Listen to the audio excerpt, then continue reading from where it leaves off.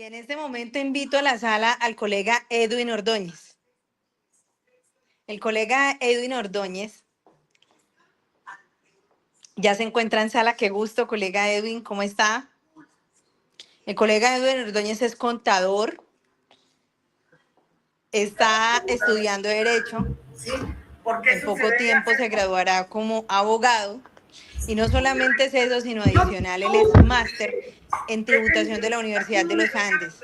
He tenido el gusto de trabajar con él y puedo dar fe de su reputación, de su criterio profesional y demás. Adicional que es socio fundador de Acerta Contadores, una firma dedicada al litigio tributario, y es cofundador también de la firma Global Contable, del grupo de estudios también, Global Contable. Un abrazo súper grande, doctor Edwin Ordóñez. Hola Martín, ¿cómo estás? Qué gustazo. Me siento muy orgullosa de que usted esté acá con nosotros. No, Háblenos a ti. entonces un poco de Acerta Contadores y dejo la sala aquí para usted dispuesta. Gracias a ti por la invitación.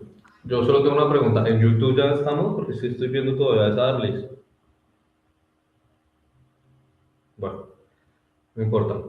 Vamos a empezar. No, Margie, de verdad, muchas gracias por la invitación. Creo que hemos tenido la fortuna de compartir espacios académicos, eh, profesionales, hemos compartido clientes. Te considero una gran amiga. Créeme que tus consejos han sido muy valiosos. Todas las personas que se encuentran en sala y con todos los demás colegas, como decía el doctor Martín Emilio y los demás colegas que han participado, creo que la vara está muy alta y de verdad gracias por la invitación. Como tú lo mencionabas, yo fui colaborador con Globo Contable, con ellos empecé a trabajar desde el 2020. Tuve la fortuna de ser socio con ellos, tuve la fortuna también de que Juan Fernando fue mi mentor en ese momento. Y no, decidimos tomar un nuevo rumbo creando una firma que se llama Acerta Consultores y Asesores. Allí somos 3 socios, de los cuales uno de los socios es un hermano que también se graduó de contador público y pues nos dedicamos, gracias a Dios, a todo el tema de litigio, revisoría fiscal y consultoría tributaria. Entonces, dentro de la organización también tenemos una parte del outsourcing que maneja mi hermano.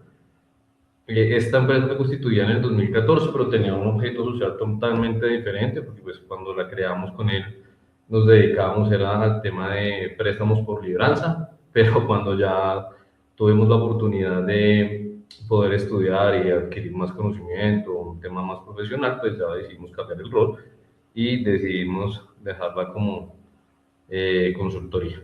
Básicamente a eso nos dedicamos. Como Fernando, pues tuve la oportunidad de trabajar con el tema académico y pues aquí estamos, ¿no? ¿Verdad? Muchísimas gracias y esa es la idea. Esa es la idea, entonces creo que ya estoy compartiendo, ¿verdad? Vamos a ver cómo nos va con este tema. A mí me correspondió el tema de ingresos del exterior, todo el tema de patrimonio, el descuento tributario y una parte de activos en el exterior. Entonces, básicamente, esta es la agenda. Hablaremos un poquito de residencia fiscal y tributación sobre renta y patrimonio mundial. Ya sé que Carlos y el profesor Joel lo trataron ayer.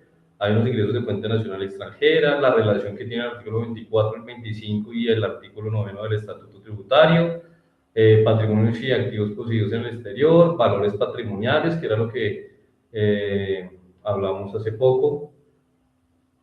También tenemos declaración anual de activos en el exterior, que es el formulario 160, unos ejercicios de sanción por extemporaneidad. Ahí hay unos tips importantes que hay unas analogías que tiene la administración de las cuales yo no estoy de acuerdo. Hay unos descuentos pagados en el exterior, que es el artículo 254, jurisprudencia, unos casos prácticos y conclusiones. Creo que alcanzaremos el tema de las preguntas, pero pues lo vamos a ver. Bien, entonces esto es parte de la presentación. Mi nombre es Edwin Andrés Luis Caicedo. Tenemos la página web, igualmente se están haciendo mejoras. Ese es el correo personal, mi número de WhatsApp personal y el corporativo de la empresa. Entonces, como ya lo mencionaste, simplemente es un resumen. En este momento soy candidato a abogado de la Universidad Libre. Tuve la oportunidad de hacer un magisterio en especialización en tributación de la Universidad de los Andes. En la pandemia estudié una especialización en Derecho Tributario en la Pontificia Universidad Javeriana, contador público de la Universidad Piloto, CEO de Acerta Consultores y Asesores, y gracias a Dios hemos tenido la oportunidad de trabajar en el sector público y en el sector privado, todo el tema de asesoría y consultoría. Entonces, sin más preámbulos, nada, digamos que hablemos de ingresos y patrimonios del exterior. Hay tres conceptos que no deben confundirse. El primero es el tema de la residencia fiscal, el segundo es la fuente del ingreso, y el tercero, como estamos hablando de ingresos del exterior, pues hay un tema de descuento tributario. Cuando hablamos de residencia fiscal, pues allá hablamos del artículo 9, el artículo 10, donde efectivamente si usted se convierte en residente fiscal, que ya lo hemos hablado, pues usted tiene que presentar su renta tanto de los ingresos que tiene en Colombia, de los ingresos que tiene en el exterior, y de su patrimonio que tiene en Colombia y de su patrimonio que tiene en el exterior, tal como lo conocemos, renta y patrimonio mundial. La fuente del ingreso se determina en el territorio que usted jurídicamente lo haya originado. ¿Por qué hago esta mención? Porque en el mercado hay ocasiones que los contribuyentes mencionan que a mí me pagaron una cuenta del exterior, entonces es un ingreso del exterior. Entonces es un concepto erróneo que en la práctica hoy en día todavía se ve. Con respecto al descuento tributario, pues el artículo 254 que vamos a ver más adelante, pues vamos a determinar cómo alivia la carga tributaria si usted tributa en dos países o en dos estados. Pero eso no quiere decir necesariamente que elimina efectivamente el pago del impuesto. Entonces, esos tres conceptos no deben confundirse en este momento, para que ustedes lo tengan en cuenta. ¿Qué es la residencia fiscal y por qué importa? Ya lo sabemos, hice simplemente un paréntesis. Usted tributa sobre su patrimonio y sobre sus rentas mundiales. Si usted es no residente fiscal, usted solamente tributará en el territorio colombiano, es decir, por sus rentas de fuente nacional, las ganancias ocasionales, y si tiene activos poseídos acá, pues simplemente si los vende, ya sabremos que tributará en Colombia por las operaciones que usted tenga en Colombia, siendo una persona no residente fiscal. Simplemente la mención, artículo 10 del Estatuto Tributario, hay unas condiciones especiales, la permanencia de 183 días, y unos conceptos de la DIAN, todo el tema de servicio del exterior colombiano, donde tenemos un tema con diplomáticos, funcionarios consulares, y pues si usted es un nacional colombiano con vínculos familiares en Colombia, pues usted simplemente tiene que ir y analizar pues cómo está determinado cada contribuyente. Entonces, partimos de la fuente del ingreso. ¿Dónde se origina jurídicamente la renta? Entonces, para hacer un ejemplo ilustrativo, simplemente es, por ejemplo, nosotros como profesionales prestamos servicios de consultoría, pero si lo hacemos desde Colombia a un cliente en Estados Unidos, y posiblemente lo que ha ocurrido y lo que en la mayoría de casos se ve es que ese cliente que usted tenga en Estados Unidos, los honorarios usted los puede depositar en una cuenta en Nueva York o los puede depositar en una cuenta en Colombia. Y la condición acá es que ese pago que se recibe en Estados Unidos o acá, pues no se va a considerar un ingreso de fuente extranjera. Bajo el efecto del artículo 24 del Estatuto, si usted presta el servicio jurídicamente en Colombia, eso se entendería un ingreso de fuente colombiana, porque usted lo realiza en esta jurisdicción. Simplemente es un ejemplo. Ahora, aquí hay un tema de activos en el exterior. Digamos que hay algunos rendimientos de activos poseídos fuera de Colombia, algunos bienes inmuebles que usted pueda tener, algunas acciones de sociedades extranjeras, depósitos que ustedes tengan allá, y eso también puede generar rentas de fuente extranjera. Eso ya vamos a ir mirándolo más adelante. Entonces, estas rentas deben incluirse si usted es residente fiscal en Colombia, como lo hemos venido mencionando.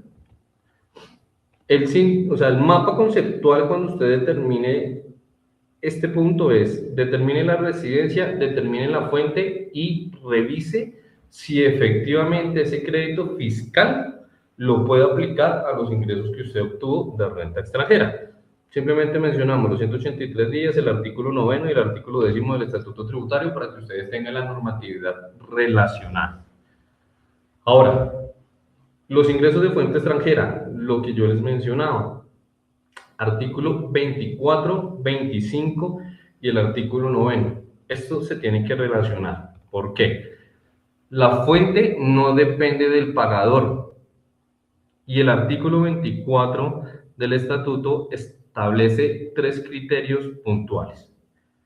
El primero, explotación de bienes en Colombia, prestación de servicios materialmente dentro de Colombia y la venta de bienes situados en Colombia.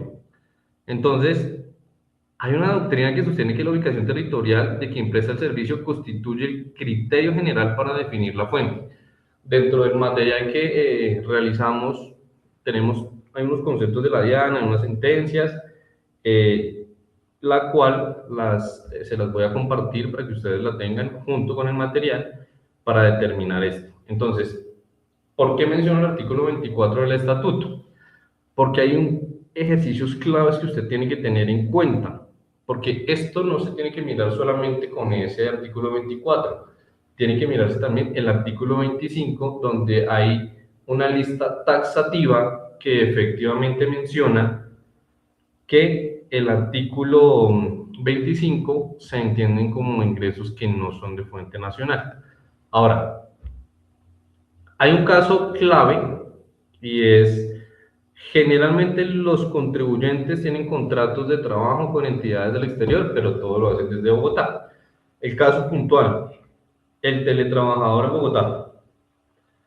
Si una persona vive y trabaja desde su apartamento en Bogotá, prestando los servicios virtualmente a una empresa radicada en Estados Unidos, pues hay que analizar la clasificación de esa renta. Primero, usted tiene que tener unos factores aparentemente extranjeros. Sí, usted el contrato lo hizo con una persona extranjera. El cliente puede residir en Estados Unidos o en cualquier otro estado. El pago usted lo puede recibir en dólares. El dinero puede llegar a una cuenta bancaria del exterior o a una cuenta bancaria de Colombia.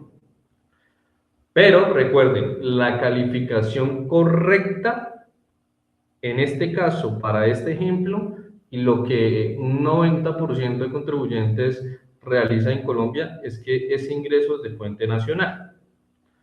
Entonces, la regla de oro, por eso se las dejo ahí en las diapositivas, es no debe confundirse el ingreso recibido del exterior con la renta de fuente extranjera. Son conceptos totalmente diferentes y en el ejercicio profesional hemos identificado que algunos colegas, o como decía Rosy, colegas en formación, pues no tienen en cuenta esos dos criterios, que son totalmente diferentes.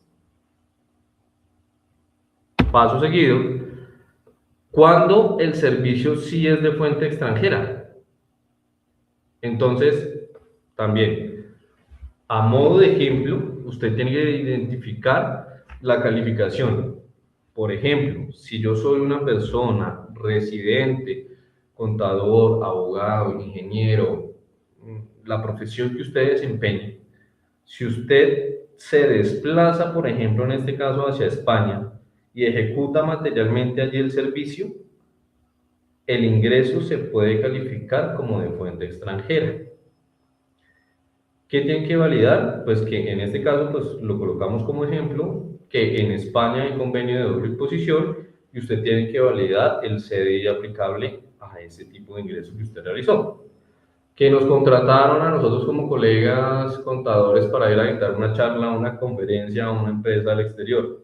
Claro, en ese sentido, la jurisprudencia y lo que dice efectivamente el estatuto tributario, en ese orden de ideas, pues si usted se desplaza hacia otro país, aplica el servicio efectivamente en el exterior. Con eso ya hay un indicador donde efectivamente usted le dice ese servicio o ese ingreso se va a considerar de fuente extranjera. El impacto con los CDIs, claro, si hay un convenio de doble imposición, pues puede modificar la potestad de cada estado.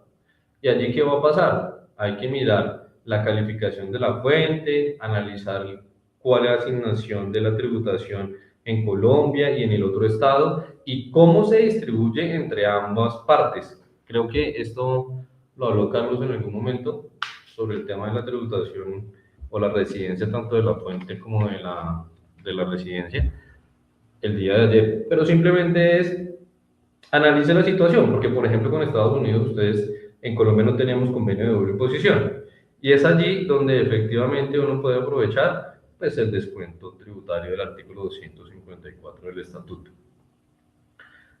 Este simplemente es un caso puntual, pueden haber más casos, pero pues ya los vamos a ver. ¿Por qué les menciono el artículo 24 y 25 y se tienen que mirar conjuntamente? Y también hay una regla general versus una excepción taxativa. Entonces, para efectos del artículo 24, la regla general es que todo lo que está en ese artículo es ingreso de fuente nacional. ¿Sí? Y allí están las premisas que mencionamos al inicio. A contrario sensu, el artículo 25 expresamente hay unas excepciones que están en la ley y que son taxativas.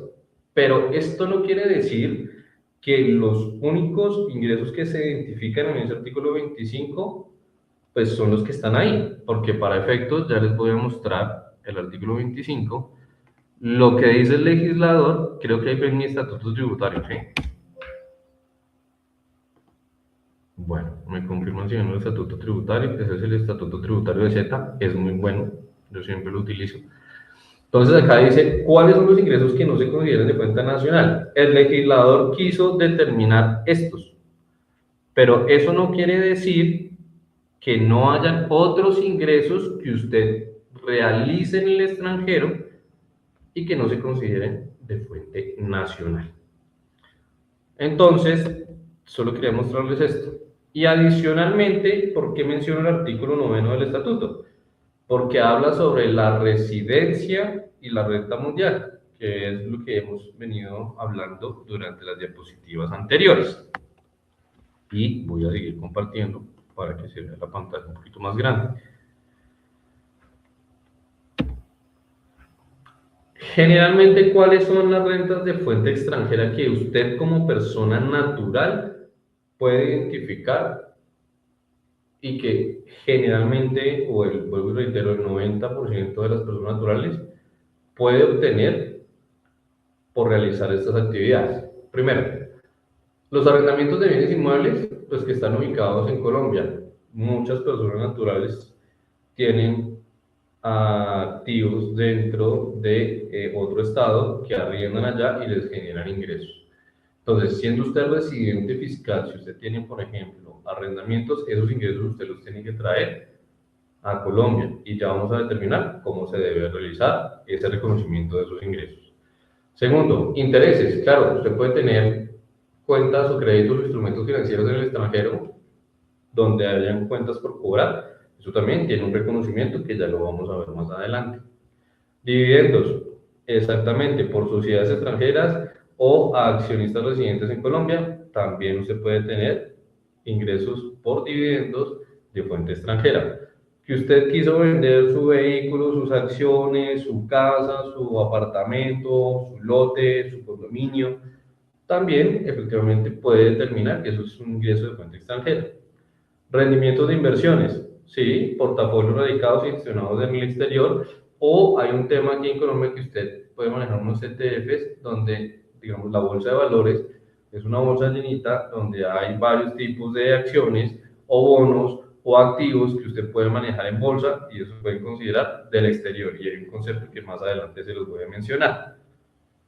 Ahora, servicios en el exterior, lo que les mencionaba al inicio. Ustedes como profesionales pueden prestar un servicio porque se lo solicita a su cliente que tiene que viajar y demás.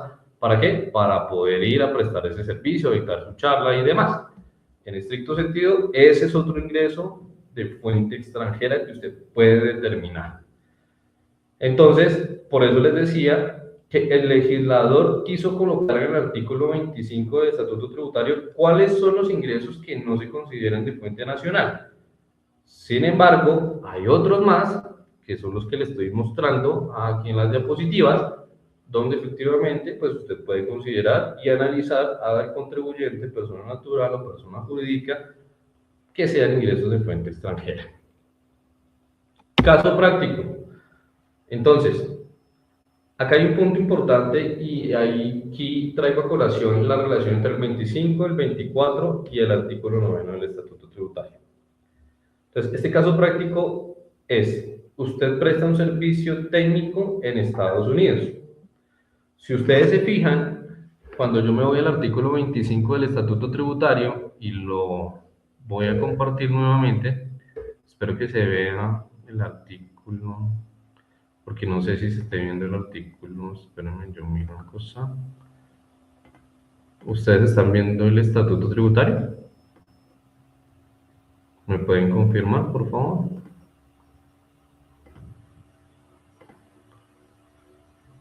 Ok, creo que no se está viendo el estatuto. Acá es compartir pantalla, pantalla completa. Voy a compartir. Bueno, espero que se esté viendo el artículo 25 del Estatuto Tributario. Acá dice, los ingresos en el literal B. Los ingresos derivados de los servicios técnicos de reparación y mantenimiento de equipos prestados en el exterior no se considerarán de fuente nacional. Dice, en consecuencia, quienes efectúen estos pagos tomamos en cuenta por este concepto no estarán obligados a hacer la retención en la fuente. Pero, ¿qué sucede? Expresamente, el artículo 25, en ese literal le dice, no señor, pues efectivamente, si usted va hasta allá a Estados Unidos, presta ese servicio, hace la reparación de esa maquinaria, no se entenderá un ingreso de fuente nacional.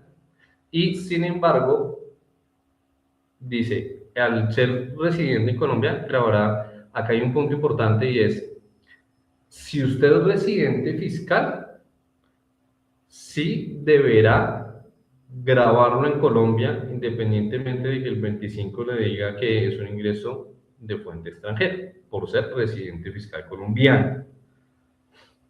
Entonces, en este orden de ideas hay dos puntos importantes. Usted presta el servicio en Estados Unidos, el artículo 25 le dice, ese ingreso no es de fuente nacional. Sin embargo, por ser residente, usted tendría que llevarlo a su declaración de renta en Colombia y analizar si ese descuento del artículo 254 puede aplicarlo o no. Y si usted es no residente fiscal en Colombia, pues ¿qué va a suceder? Ahí hay un hecho de que la renta, como no es de fuente nacional, tiene una consecuencia directa y es que la regla general es que no queda sometido al impuesto en Colombia. Porque recordemos, si usted es un no residente fiscal, pues solamente declarará por los ingresos y el patrimonio que usted tenga en Colombia. Entonces, el punto importante acá para hacer este caso práctico es analizar si bajo el artículo 254 del Estatuto Tributario permite descontar el impuesto en Colombia. ¿Por qué? Por los impuestos pagados en el exterior, evitando así la doble imposición económica. Entonces, casos puntuales que usted tiene que analizar para que determine de manera correcta los ingresos de esa persona natural que tenga ingresos de fuente extranjera y de fuente nacional. Y como para concluir la cadena del análisis debería ser esto. Primero, mire si aplica alguna excepción del artículo 25, revise si es residente fiscal en Colombia o no, mire si es el ingreso de fuente nacional y determine si efectivamente usted puede aplicar un descuento por ese puesto pagado en el exterior. Siendo así, en ese orden de ideas, ¿qué sigue? La determinación del patrimonio y los activos poseídos en el exterior. Entonces, la regla general es el artículo 261 del Estatuto Tributario. Y hay unos conceptos de la DIAN que también están dentro de las diapositivas, que se pueden realizar los análisis correspondientes para determinar efectivamente cómo deben ser los reconocimientos. A manera de regla general, allá en el Estatuto Tributario, en el artículo 261, le dice son todos los bienes y derechos apreciables en dinero poseídos en el último año grabable. Pero hay unas reglas especiales y hay un reconocimiento especial que usted tiene que tener en cuenta. Entonces, a modo de ejemplo, pues están las cuentas bancarias y el efectivo. Allá puede usted tener cuentas corrientes de ahorro y efectivos en moneda extranjera, los inmuebles que ya hemos hablado, usted puede tener propiedades que sean activos fijos o inventarios, las acciones, los ETF, los bonos, que son participaciones en sociedades extranjeras, fondos o títulos valores, lo que mucho hoy conocemos como criptoactivos, algunos derechos fiduciarios, y eso ya dependerá de la estructura que usted tenga, de la custodia, de la localización, de cómo maneja los trusts, de cómo maneja las fundaciones. Entonces, todo eso hace parte del gran mundo que se entiende por el patrimonio bruto, de acuerdo con el artículo 261 del Estatuto Tributario. Acá siempre hemos hablado, y en el mercado, más que todo, personas jurídicas, hay una mala interpretación de cómo debe ser el reconocimiento en una moneda extranjera. Pero la ley es clara y el artículo 269 del Estatuto Tributario especifica cómo debe ser el reconocimiento de esas partidas que usted tenga en moneda extranjera. Y el artículo 288 del Estatuto Tributario habla sobre el tema de la diferencia en cambio, cuándo se reconoce y cuándo debe ser grabada o no grabada, o deducible o no deducible. Entonces, en este orden que llevamos, siempre se tiene que tener de la mano el artículo 269 y el artículo 288 del Estatuto Tributario. ¿Y qué le dice el artículo 269? Reconozca inicialmente en pesos colombianos usando la TRM vigente en la fecha de adquisición, lo que hoy conocemos como costo fiscal o valor. Doctor Edwin, ¿usted está compartiendo pantalla? Sí, sí, sí, sí. No le veo pantalla compartida, no sé, en el máster. Ajá, yo estaba compartiendo hace rato. Pues sí, estaba compartiendo, pero dejó de compartir en un ratico. Entonces, espérame, ya compartimos nuevamente. Dame un segundo acá. Momento. Otra vez. Dice compartir pantalla, pantalla completa. Por favor, ¿me confirmas?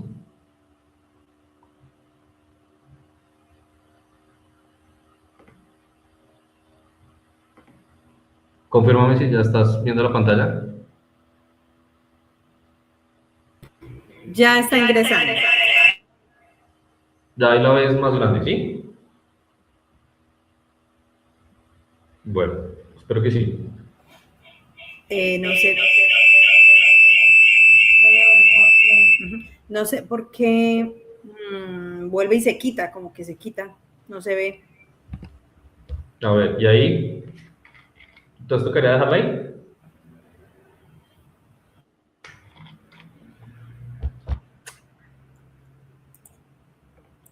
Ahí ya estoy compartiendo según este sistema.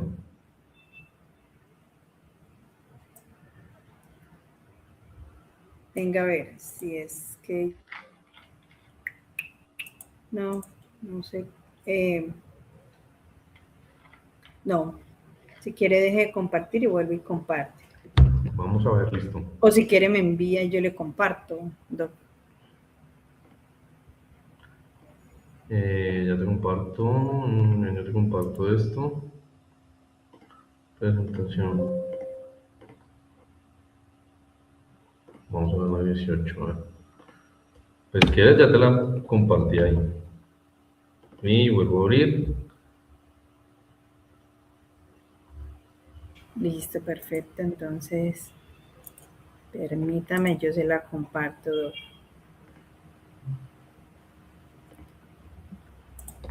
Se entiende. A ver, salir del grupo, no, aquí entonces.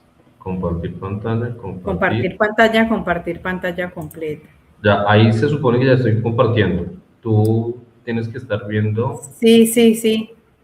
Ahora ya, sí. Listo, ahora sí. Ahí, Perfecto. ¿ya la ves? Sí, prácticamente Listo. había quedado en una anterior. Señor. Gracias, señor. Entonces, lo que pasa es que usted cuando se pasa a mirarnos a nosotros, usted quita la pantalla compartida. Entonces toca dejarla ahí. Sí, toca dejarla ahí y no se puede ampliar. Usted ya no nos va a ver. Pero no importa, ahí la podemos ver, ¿sí? No, no porque usted la quitó. Ay, madre, ¿por qué se quita? Que la estábamos viendo ahorita. Ya estoy compartiendo otra vez. Esperemos, ahora sí, ahora sí. Entonces toca dejarla ahí. Sí, correcto. Bueno, listo, no importa. Ahí se alcanza a ver un Listo, poquito, yo la agrando más un poquito acá y ya. Les estaba contando como para retomar. El reconocimiento de moneda extranjera siempre se tiene que revisar conjuntamente con el artículo 269 y 288 del Estatuto Tributario. ¿Por qué? Porque el artículo 269 del Estatuto Tributario dice que efectivamente usted reconocerá inicialmente en pesos colombianos utilizando la TRM vigente en la fecha de la adquisición del activo o los intereses o los rendimientos que usted genere allá en moneda extranjera.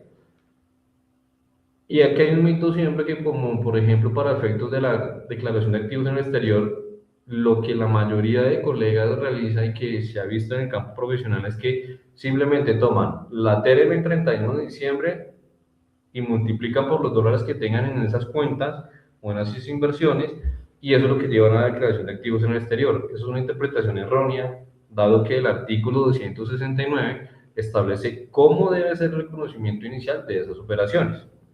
Cosa distinta es que usted ya tenga fluctuaciones y ahí sí aplique el artículo 288 del estatuto. La regla del 288 es que se entenderá que la diferencia en cambio se entenderá realizada cuando usted enajene, liquide o cobre el activo o pague el pasivo. ¿Sí?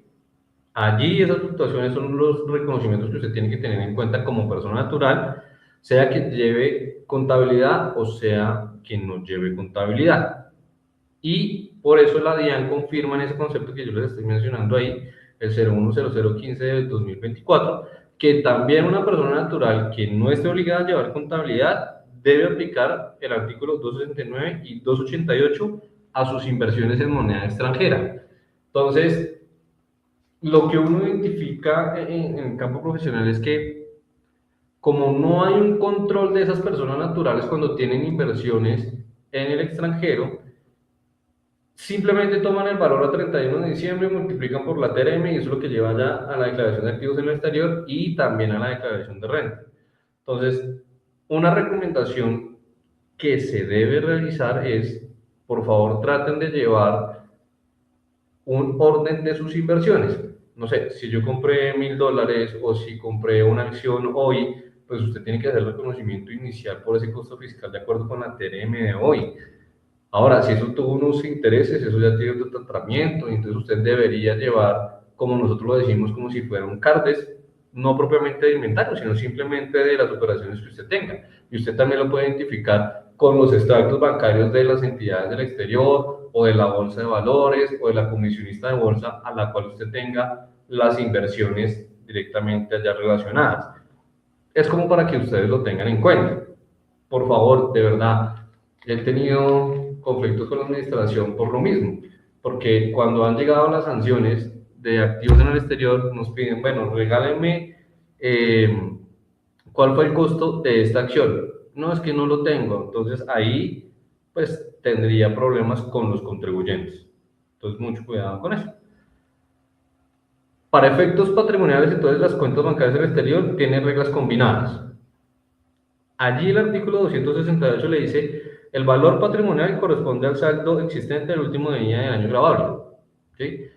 Pero si son cuentas bancarias del exterior, es exactamente lo que hablamos en la diapositiva anterior. Revise el artículo 269, revise el artículo 288, haga la conversión fiscal correcta y asimismo, tanto para la declaración de renta, ya patrimonialmente, como para la declaración de activos en el exterior, usted determine efectivamente cuál es el reconocimiento correcto que debe tener en cada una de esas declaraciones.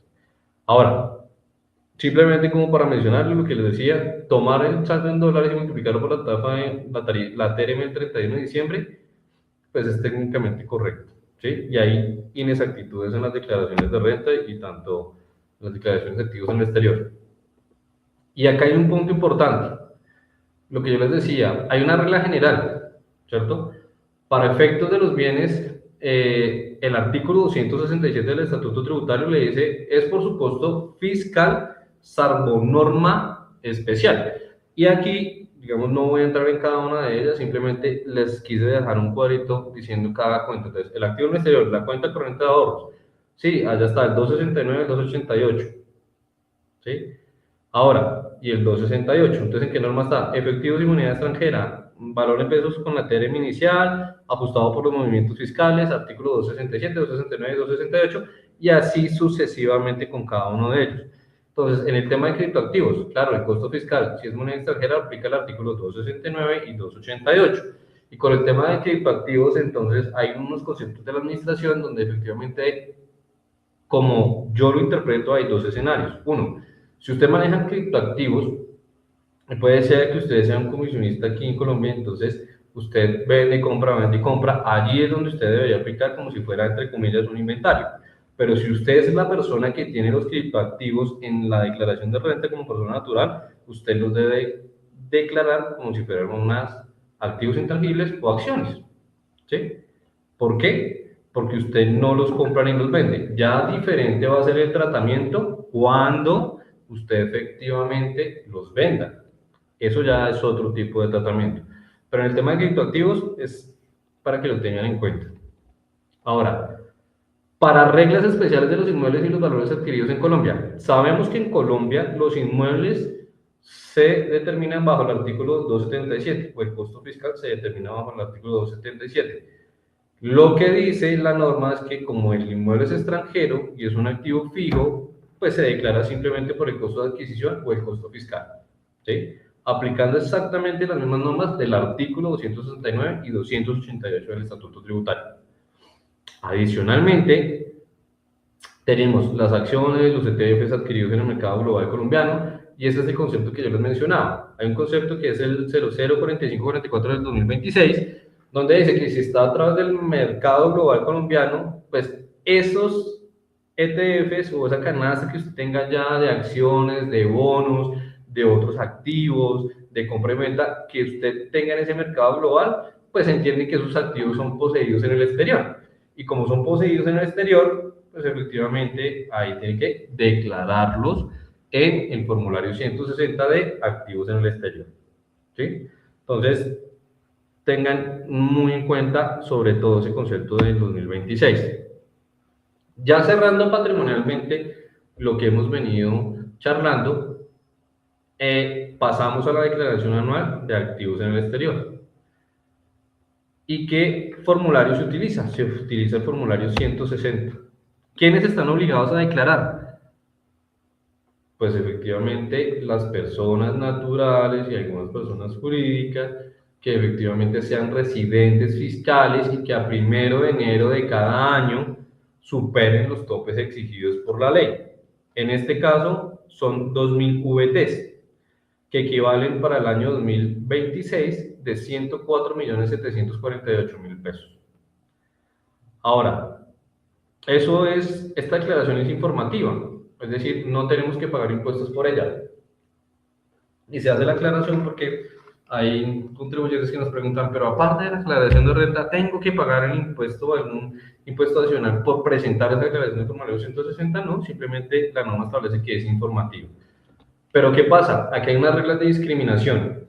¿Y cuáles son las reglas de discriminación? Si sus activos superan más de 3.580 BTs, pues aquí debe usted, cada valor patrimonial individual, discriminarlo en el formulario.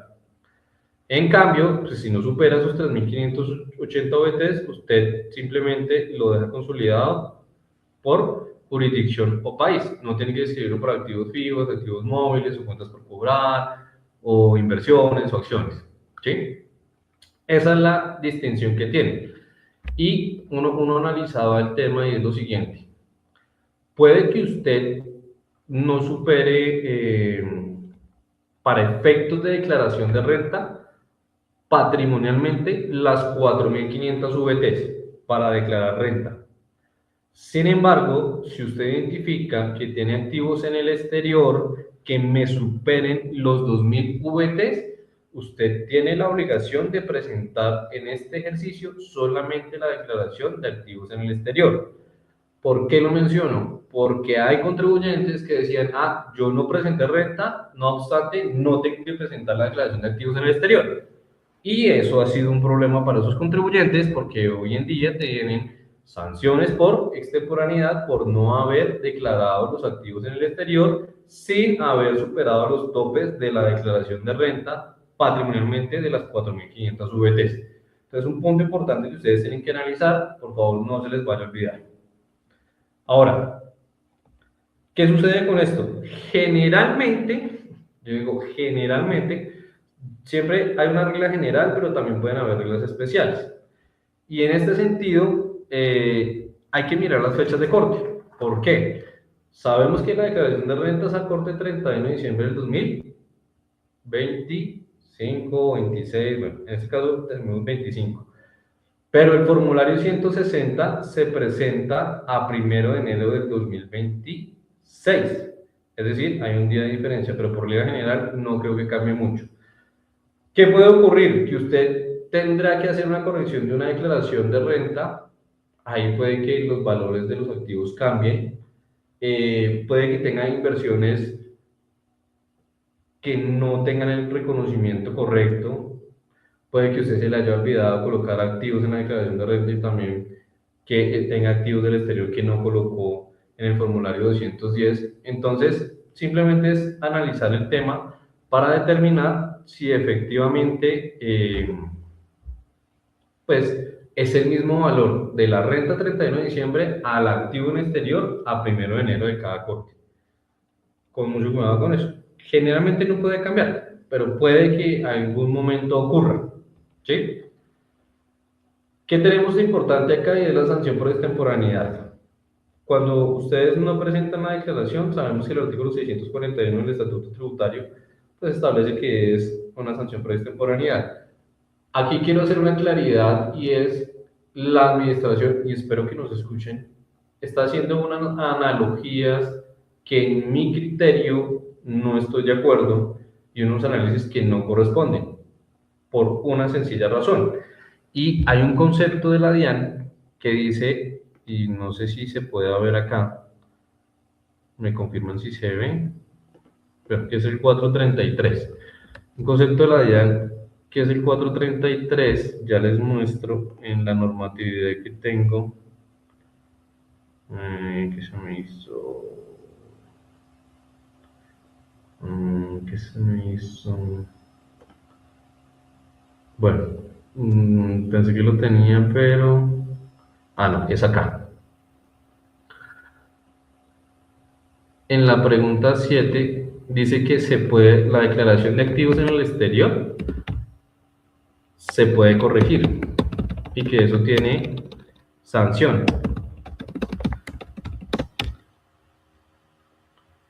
Momento que lo busque, son 120 hojas.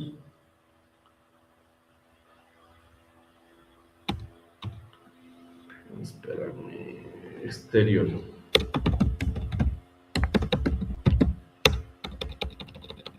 Activos exterior.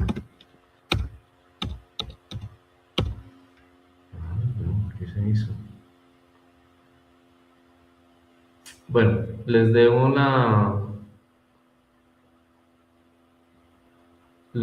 que es la pregunta número 7, lo que yo tenía identificado, pero bueno, no está. ¿Qué es lo que sucede? Ellos están diciendo, usted puede corregir la declaración de activos en el exterior y eso tiene una sanción por corrección. Sin embargo, si ustedes se fijan en el formulario 160, solamente de forma, el formulario 160 tiene en el renglón 34 la sanción por extemporaneidad.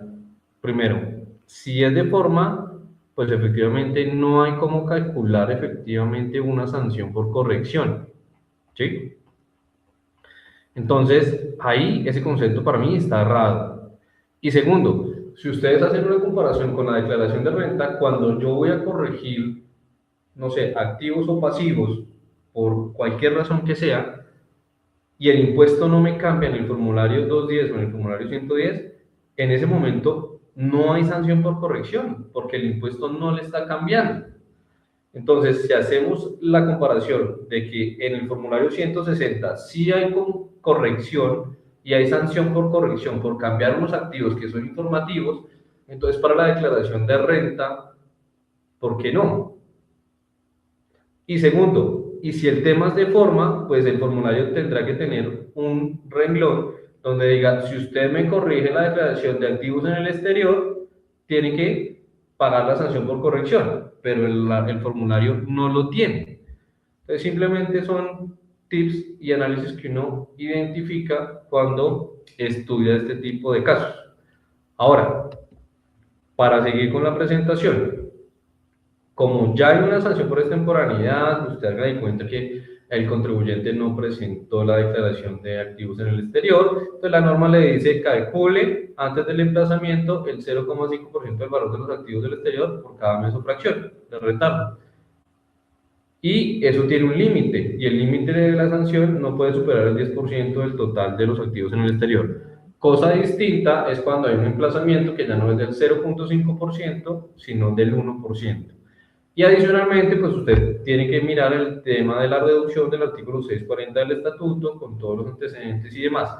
Esto es el caso práctico, simplemente es el vencimiento era el 12 de agosto, la declaración se presentó el 20 de octubre, cuentas bancarias 800 millones, inversiones en un fondo europeo de 600, otros activos agrupados de 100, un total de activos en el exterior de 1.500 millones de pesos, esa es la base de la sanción, supóngase que tiene 3 meses efectivamente de retardo.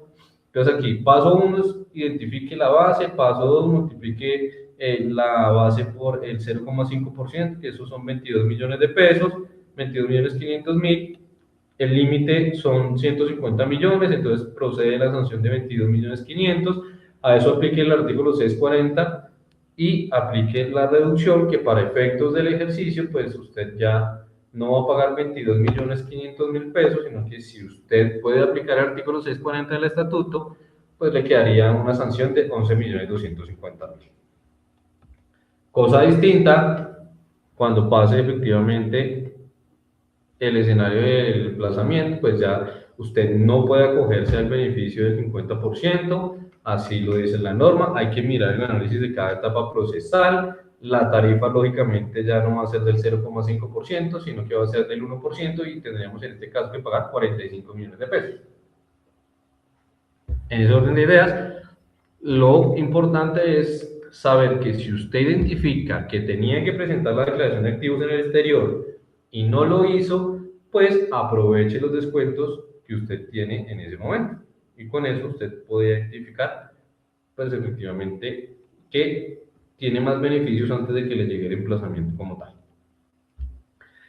Ahora, la pregunta muy puntual y es, si yo tengo activos en el exterior y tengo también que presentar el impuesto al patrimonio, ¿tengo que incorporarlos? Y la respuesta es sí.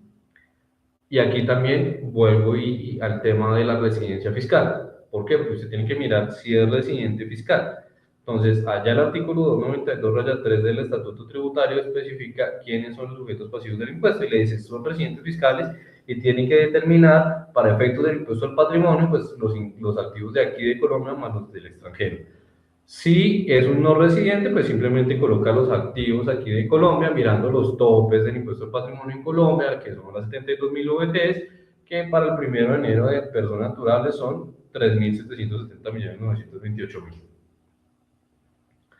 Caso puntual, entonces, para que ustedes lo determinen. Y llegamos al punto que es el descuento por impuestos pagados en el exterior. Aquí hablamos del artículo 250 del Estatuto Tributario, que es el último tema que me correspondió. Entonces, ¿qué significa el descuento tributario? Es restar del impuesto colombiano directamente el valor que usted pagó por impuesto en otro estado. ¿Sí? Acá hay un punto importante y también una sentencia del Consejo de Estado del 2024, donde ya les voy a mencionar, donde efectivamente dice, si usted no se puede restar ese descuento tributario porque consideren que es un ingreso de fuente nacional, pues efectivamente usted lo puede llevar como deducción, ¿sí? Y en ese orden de ideas, Ya les voy a mostrar porque para mí son 8 puntos importantes de lo siguiente que usted tiene que tener para poder aplicar ese descuento. Y ese descuento, ¿cómo lo aplica? Primero, mire si usted es residente fiscal en Colombia durante el periodo gravable. Segundo, si usted es contribuyente del impuesto de renta. Tercero, haber obtenido una renta cuya fuente sea el exterior. Cuarto, que esa misma renta haya estado sometido al impuesto de renta en el país extranjero. Y los otros 4 puntos son condiciones adicionales. Primero, que el pago sea efectivo, que corresponda a rentas que fueron de Colombia y del exterior, revise el límite de los descuentos y determine la renta depurada. Es decir, aquí sí hacemos distinción del artículo 26 del Estatuto Tributario, donde usted tiene que tener ingresos menos costos y gastos, y ese es su renta depurada. Entonces, lo que algunos contribuyentes nos preguntan y es, el descuento no se calcula sobre el ingreso bruto del exterior, sino sobre la renta depurada. Por eso aquí les dejo un amarillo para que ustedes tengan esos tips importantes. Porque el artículo 26, para efectos de la depuración de renta, dice usted tiene que tomar ingresos menos costos y gastos y ahí sí determina su declaración de renta. ¿Qué pasa con esto? Hay un punto importante y dice, las personas no residentes pues no pueden aplicar el artículo 254 porque la norma establece, y así lo dijo ese concepto, en la DIAN 0, el concepto DIAN 014-959-2025, decir, no pueden aplicar el descuento porque ustedes no son residentes fiscales. Pero hemos tenido casos con la administración donde efectivamente dice, demuéstrame que usted efectivamente pagó el impuesto en el otro estado. Y me dice, y por eso se los dejo un rojito con una X acá, dice, se ha señalado que una factura comercial no constituye por sí sola la prueba para haber pagado el impuesto en el extranjero. Entonces, ¿qué requieren? Requieren una certificación siempre expedida por la autoridad tributaria extranjera.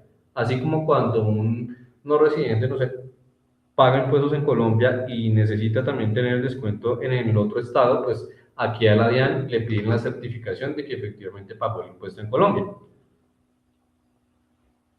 Es exactamente lo mismo. Entonces, ese es el soporte idóneo para la administración y efectivamente que tenga el soporte contribuyente para que usted pueda tomar ese descuento tributario. Ahora, ¿qué pasa? El exceso, un ejemplo, el artículo 254 en el parágrafo dice que si usted no se tomó todo el descuento tributario por el impuesto pagado en el exterior, en periodos posteriores usted puede llevarse la diferencia que no se tomó en ese año gravable.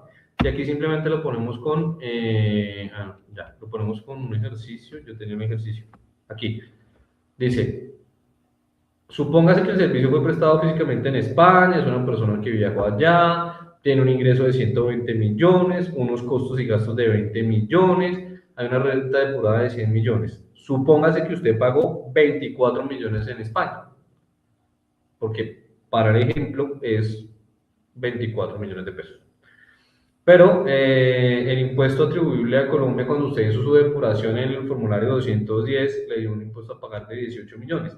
El artículo 254 le dice, sí, solamente usted se puede llevar 18 millones de pesos. Y los 6 millones de pesos que usted le queda como sobrante o excedente, pues debe analizar el parágrafo primero del artículo 254. ¿Eso qué quiere decir? Que allá el artículo 254 le dice, esos 6 millones de pesos los puede llevar en periodos posteriores. Entonces, si yo voy a presentar mi declaración de renta en el 2027, por el año gravable 2026 y en el 2027, pues esos 6 millones usted los puede llevar como descuento tributario. ¿Sí? Básicamente eso es lo que dice, sin limitar el artículo 259 del Estatuto Tributario. Y esta es la sentencia que les mencionaba, eso salió o fue emitida el 5 de diciembre del 2024, el número de radicación está ahí, fue por el magistrado ponente Wilson Ramos. Dice que el descuento solamente aplicaría por fuente extranjera, ya lo sabemos, 254 del Estatuto Tributario. Sin embargo, si la renta de fuente nacional fue grabada en el exterior, pues lo que decía en la norma anteriormente era que no procedía ese descuento. Y Lo que cambió con esta sentencia es que efectivamente no lo puedo llevar como descuento tributario, pero hay una alternativa de llevarlo como deducción. Y entonces ese impuesto pagado en el exterior puede ser deducible si cumple con todo lo del artículo 107, si cumple con lo que ya han hablado ayer de las sentencias de unificación, y efectivamente pues anula la doctrina que tiene la DIAN, porque bajo la pirámide de Kelsen sabemos que pues efectivamente una norma auxiliar pues son los conceptos de la DIAN, pero pues la jurisprudencia está por encima de los conceptos de la DIAN, que en este caso son las sentencias de la Corte, las sentencias de la sección cuarta del Consejo de Estado. ¿Qué sucede allí? Pues efectivamente es un plus para los contribuyentes que presenten estos casos. Entonces, eso es un tip importante para que ustedes la tengan en cuenta. Hay una sentencia del 2011 donde efectivamente dice que la Corte Constitucional acepta que el artículo 254, pues, adoptado por Colombia, mitiga la doble imposición tanto de los dos estados. Eso es un caso práctico desde Bogotá. Digamos que la misma persona puede realizar el servicio de Bogotá, aunque el cliente y el pago provengan desde España. No procede el artículo 254, sí procede la deducción. Y no, simplemente quería como cerrar con ese caso práctico. Y para finalizar, porque yo creo que ya se nos pasó la hora, nos quedan 5 minuticos, conclusiones de este tema importantes es, mire primero el tema de la residencia como punto de partida. ¿Por qué? Porque, reitero, si es residente, ingresos y patrimonio de fuente mundial, si no, solamente lo de Colombia. Revise la fuente del ingreso, artículo 24 y 25 del Estatuto Tributario, no los aplica automáticamente, revíselos de forma conjunta, mucho cuidado con determinar mal el ingreso si es de fuente nacional o de fuente extranjera, porque se puede perder el descuento tributario. Ahora, cuando vaya a presentar la renta, nunca se le debe olvidar presentar la declaración de activos en el exterior. Y aparte de presentar la declaración de activos en el exterior, analice si tiene que presentar el impuesto al patrimonio. Y un tips importante, los contribuyentes, personas naturales, personas jurídicas que estén en el régimen simple de tributación, pues también tienen que validar si superan los topes para los activos en el exterior, ¿sí? Porque he tenido casos donde nos dicen, no, es que yo soy del régimen simple y por estar en régimen simple entonces no tengo que presentar la declaración de activos en el exterior, porque solamente aplica para las personas que declaran renta. Son conceptos cerrados, son interpretaciones que no son correctas, simplemente les dejo el tips ahí.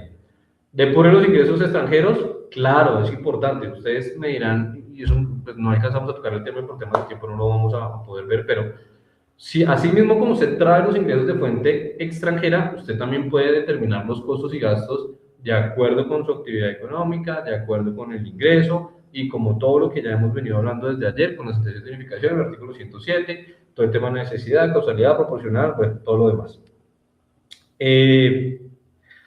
Analice muy bien el tema del formulario 160. Yo creo que la administración tiene que cambiar la doctrina con respecto al tema de la corrección, de la sanción por corrección, y pues valide efectivamente el descuento del artículo 254 sobre la doble imposición limitado al impuesto en Colombia. Y creo que con esto termino, Margie. No, muchas gracias a ti por la exposición. Creo que... Mi doctor Edwin, de verdad que decíamos que era un tema corto, pero casi que no logramos evacuarlo porque es un tema tan interesante que da mucho para hablar. Incluso aquí veía cómo interactuaban en YouTube respecto de todo lo que usted estaba explicando. Pero por favor, antes de que finalicemos este evento, recuérdenos sus redes sociales, cómo podemos contactarlo ya para finalizar este maravilloso evento y esta presentación. Claro que sí, Mari, gracias. No, estamos construyendo las redes sociales todavía. Digamos que la página es la que ustedes ven en pantalla, www.actconsultores.com, mi número personal y el número corporativo de la compañía. Cualquier cosa es el correo electrónico. En Instagram, pues a mí me pueden buscar con mi nombre completo, Edwin Andrés Flores Caicedo. Y nada, para lo que necesiten. ¿Tienen algún evento por estos días? Sí, tenemos con Escomes, que lo que decía Rosy, ahorita vamos a dictar renta de personas naturales. Va a estar la doctora Telles y va a estar Arles también. Vamos a estar ahí Doc, ¿y su Instagram? Por acá me lo están preguntando por interno. Mi Instagram no me completo. Edwin Andrés Ordóñez Caicedo y ahí me encuentran. Edwin Andrés Ordóñez Caicedo. ¿Y de la empresa no tiene? Están construyendo las redes. Doctor, muchísimas gracias. Ya hemos contestado las preguntas porque mucha gente me preguntó de usted. Estamos entonces contestando. Le pido el favor de que en YouTube replique sus datos porque me los están preguntando. ¿Listo? Gracias, ¿Ya Mario. puede su merced dejar de compartir eso? Creo que ya. Por favor, déjelos ahí en la cajita de YouTube para que en la grabación también se vea.